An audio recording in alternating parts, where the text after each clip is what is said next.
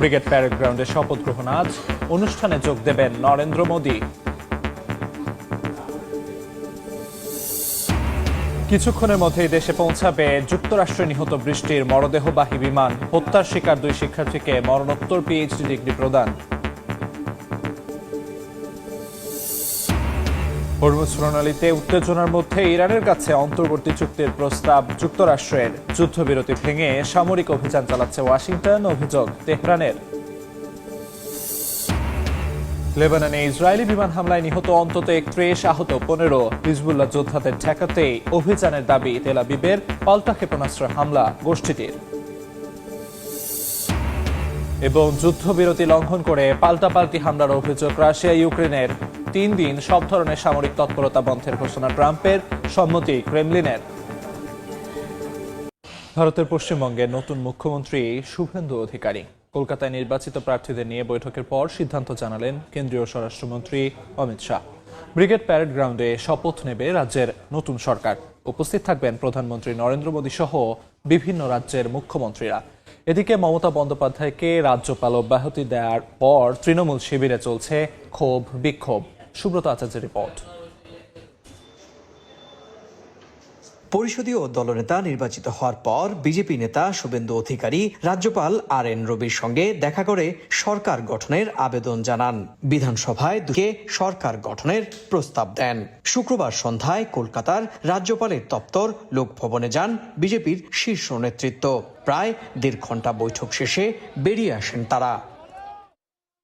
এর আগে নিউ টাউনের বিশ্ববঙ্গ সম্মেলন কেন্দ্রে পরিষদীয় দলের বৈঠকে দলনেতা হিসেবে শুভেন্দু অধিকারীর নাম ঘোষণা করেন পশ্চিমবঙ্গের পর্যবেক্ষক স্বরাষ্ট্রমন্ত্রী অমিত শাহ। পরিষদীয় দলনেতাই হন মুখ্যমন্ত্রী। 47-এর দেশভাগের পর প্রথমবারের মতো পশ্চিমবঙ্গে রাজ্য শাসকের আসনে গেরুয়া শিবির।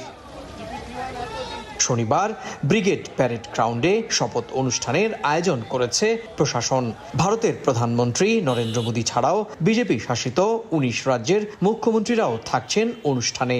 এরই মধ্যে বেশ কয়েকজন মুখ্যমন্ত্রী কলকাতায় পৌঁছেছেন। গেল বৃহস্পতিবার মেয়াদ শেষ হওয়ায় মমতাকে বরখাস্ত না করলেও বিধানসভা ভেঙে দেন রাজ্যপাল RN রবি।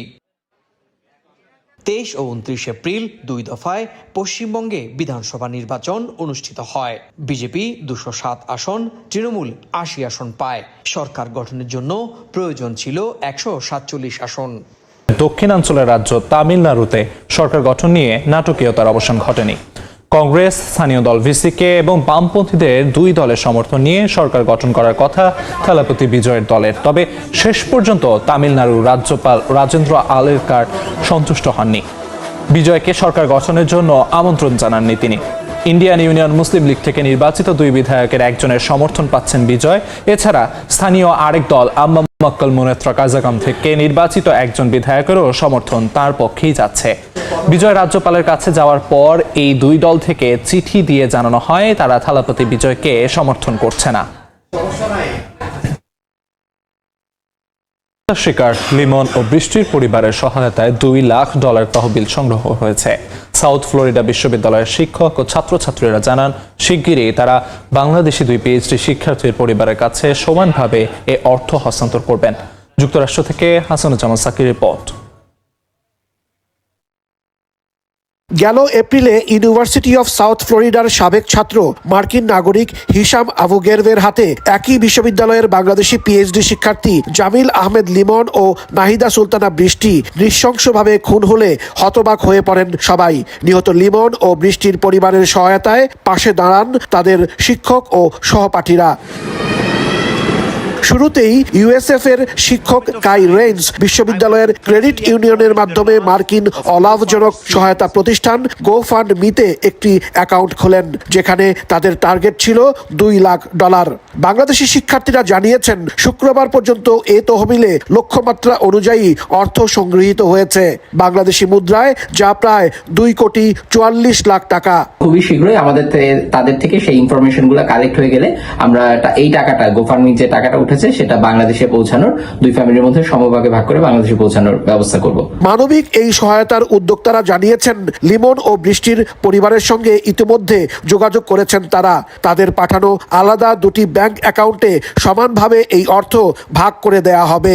এক্ষেত্রে তারা বিশ্ববিদ্যালয়ের ক্রেডিট ইউনিয়ন থেকে ওয়্যার ট্রান্সফার কিংবা সোনালী এক্সচেঞ্জের মাধ্যমে অর্থ পাঠানোর বিষয়টি বিবেচনা করছেন।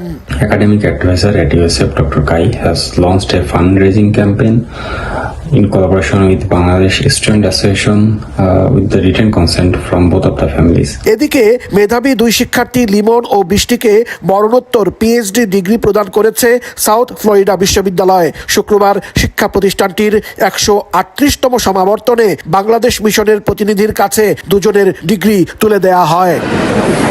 যুক্তরাষ্ট্রে পড়তে এসে খুন হন লিমন ও বৃষ্টি।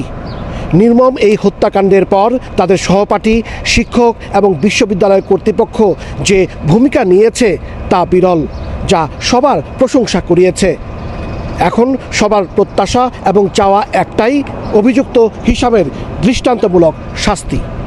হাসানুজ্জামান সাকি, সময় সংবাদ, যুক্তরাষ্ট্র। এ বিষয়ে আরো বিস্তারিত আলোচনার জন্য স্টুডিওতে আছেন সহকর্মী ওমর ইনান।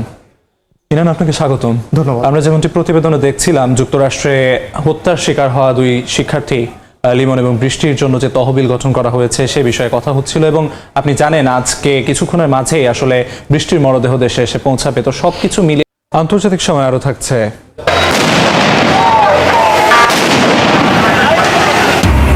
সরকার বিরোধী বিক্ষোভে উত্তাল আলবেনিয়া। প্রধানমন্ত্রীর পদত্যাগ দাবিতে রাজপথে বিরোধী ডেমোক্রেটিক পার্টির সমর্থকরা। ছত্রভঙ্গে কাঁদানে গ্যাস ও জল কামান ব্যবহার।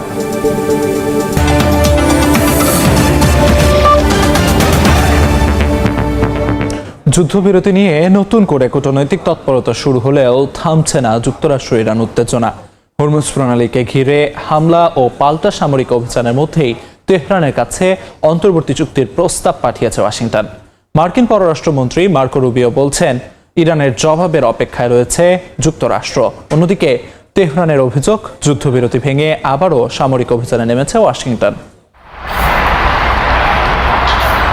মধ্যপ্রাচ্যের চলমান সংঘাত বন্ধে অন্তর্বর্তী সমঝোতার প্রস্তাব নিয়ে ইরানের জবাবের অপেক্ষায় রয়েছে যুক্তরাষ্ট্র।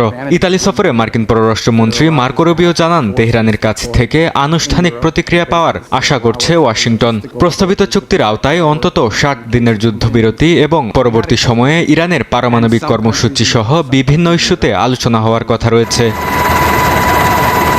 তবে কূটনৈতিক তৎপরতার মাঝে আবার উত্তপ্ত হয়ে উঠেছে হরমুজ প্রণালী। মার্কিন সামরিক বাহিনী জানায়, অবরোধ ভেঙে বের হওয়ার চেষ্টা করা দুটি ইরানি পতাকাবাহী তেলবাহী জাহাজে হামলা চালানো হয়। একই রাতে মার্কিন যুদ্ধজাহাজ লক্ষ্য করে ক্ষেপণাস্ত্র, ড্রোন ও ছোট নৌযান ব্যবহার করে ইরান হামলার চেষ্টা চালায় বলে দাবি করেছে ইউএস সেন্ট্রাল কমান্ডার। যুদ্ধবিরতি লঙ্ঘনের জন্য যুক্তরাষ্ট্রকে দায়ী করেছেন ইরানের পররাষ্ট্রমন্ত্রী আব্বাস আরাকচি। সামাজিক যোগাযোগ মাধ্যম এক্সে তিনি লেখেন, যখনই কূটনৈতিক সমাধানের সম্ভাবনা তৈরি হয় তখনই যুক্তরাষ্ট্র বেপরোয়া সামরিক অভিযানে যায়। একই সঙ্গে তিনি দাবি করেন, যুদ্ধবিরতির সময়ে ইরান তাদের ব্যালিস্টিক ক্ষেপণাস্ত্রের মজুদ ও উৎক্ষেপণ সক্ষমতা পুনর্গঠন ও সম্প্রসারণ করেছে। যুদ্ধবিরতি এখনো পুরোপুরি ভেঙে পড়েনি এবং আলোচনার সুযোগ রয়েছে বলে দাবি করেন মার্কিন প্রেসিডেন্ট ডোনাল্ড ট্রাম্প। তবে একই সঙ্গে তিনি সতর্ক করে বলেছেন, দ্রুত সমঝোতা না হলে ইরানকে বড় ধরনের মূল্য দিতে হবে। আঞ্চলিক কূটনীতিকরা মনে করছেন, ইরান আলোচনার মাধ্যমে আংশিক বিজয়ের বার্তা দিতে চাইলেও সময়ক্ষেপণের কৌশল নিতে পারে। এতে নভেম্বরে অন্তর্বর্তী নির্বাচনের আগে ট্রাম্প প্রশাসনের উপর যুদ্ধ শেষ করার চাপ আরও বাড়বে। বরকতুল্লাহ, সময় সংবাদ। দক্ষিণ লেবাননের টোরা শহরে ইসরায়েলি বিমান হামলায় অন্তত 4 জন নিহত হয়েছেন, আহত হয়েছেন আরও অন্তত 15 জন। হামলার আগে শহরের বাসিন্দাদের এলাকা ছাড়ার নির্দেশ দেয় ইসরায়েলি বাহিনী। যুদ্ধবিরতি কার্যকর থাকলেও লেবাননে থামছে না ইসরায়েলি বাহিনীর হামলা। স্থানীয় সময় শুক্রবার দক্ষিণ লেবাননে ইসরায়েলি বিমান হামলায় বেশ কয়েকজন হতাহত হয়েছেন। হামলার আগে শহরের বাসিন্দাদের এলাকা ছাড়ার নির্দেশ দেয় ইসরায়েলি বাহিনী। জোরপূর্বক বাস্তুচ্যুতির এই নির্দেশের পর অনেক পরিবার এলাকা ছাড়তে শুরু করলেও নিরাপদ আশ্রয়ে পৌঁছাতে পারেনি অনেকেই। এরপরই শুরু হয় বিমান হামলা। দক্ষিণ লেবাননের বিভিন্ন পাহাড়ি এলাকায় বড় ধোঁয়ার কুণ্ডলী উঠতে দেখা যায়। একই সঙ্গে একাধিক বিস্ফোরণের শব্দ শোনা যায়। ইসরায়েল জানায় দক্ষিণ লেবাননে অন্তত 10 কিলোমিটার গভীর পর্যন্ত তাদের নিয়ন্ত্রণে রয়েছে। তাদের দাবি বেসামরিক এলাকার ভেতরে অবস্থান নেওয়া হিজবুল্লাহ যোদ্ধাদের ঠেকাতেই এই অভিযান চালানো হচ্ছে। উত্তর ইসরায়েলকে নিরাপদ রাখাই তাদের মূল লক্ষ্য বলেও উল্লেখ করেছে তেল আবিব। অন্যদিকে দক্ষিণ লেবাননে ইসরায়েলি বাহিনীর উপর ক্ষেপণাস্ত্র হামলার দাবি করেছে হিজবুল্লাহ। লেবাননের স্বাস্থ্য মন্ত্রণালয়ের তথ্য অনুযায়ী মার্চের শুরু থেকে চলমান যুদ্ধে এখন পর্যন্ত দেশটিতে নিহত হয়েছেন 2700-র বেশি মানুষ। সংঘাতের কারণে বাস্তুচ্যুত হয়েছেন প্রায় 12 লাখ বাসিন্দা। সীমান্তবর্তী বহু শহর ও গ্রাম প্রায় জনশূন্য হয়ে পড়েছে। অব্যাহত বিমান হামলা ও গোলাবর্ষণে ক্ষতিগ্রস্ত হয়েছে ঘরবাড়ি ও অবকাঠামো।